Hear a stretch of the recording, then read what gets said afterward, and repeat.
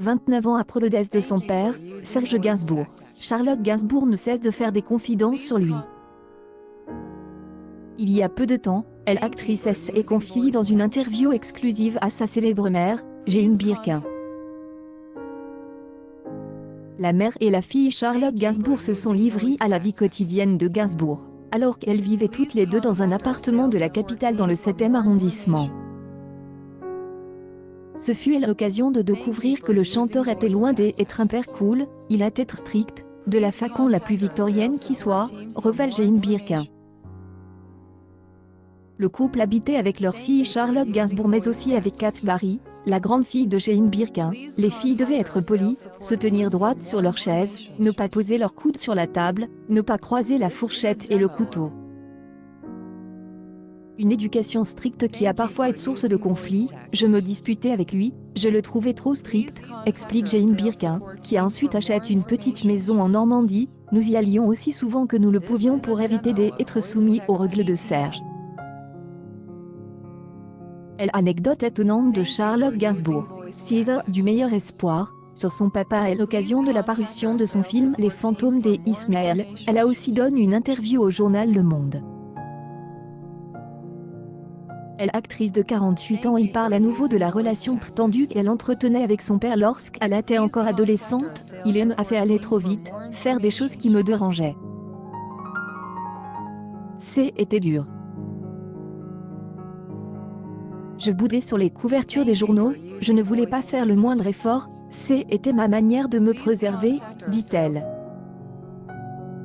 La femme qui est mariée à Yvan Attal depuis 1991 a également expliqué qu'elle devait faire face à l'alcoolisme de son père et le surveiller en permanence.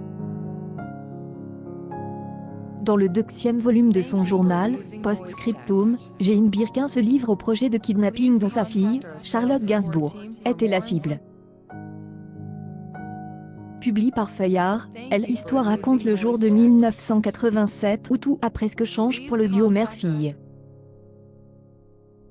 Ce matin-là, il était environ 10 ou 11 heures, je suis allée ouvrir la porte en pyjama, je chantais la veille au Bataclan, et j'y trouve un homme qui me demande si je savais quelque chose sur Charlotte Gainsbourg. Pris des interprétations féminines, et une fusillade, raconte-t-elle.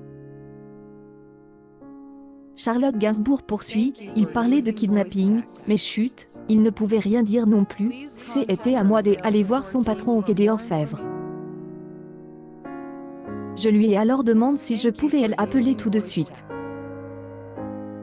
Impossible pour elle d'en savoir davantage. Inquiète, elle dit être tombée sur un inspecteur, qui a dit qu'il ne pouvait rien me dire au téléphone, et qu'il allait arriver.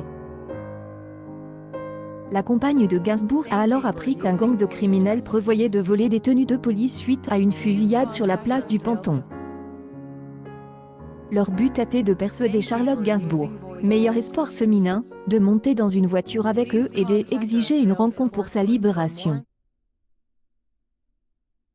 Arrête à Prune-Track, le groupe, se réclamant de l'action directe, expliquera qu'ils ont suivi et observent Charlotte Gainsbourg, et sa mère durant une semaine, trouve une maison de province et achète des pelles pour enterrer Charlotte. Alors qu'elle apprend le terrifiant plan des 4 criminels, Jane Birkin voit sa fille, inconsciente de ce qu'elle attend, heureuse comme un pinson sur sa mobilette rentrer chez elle.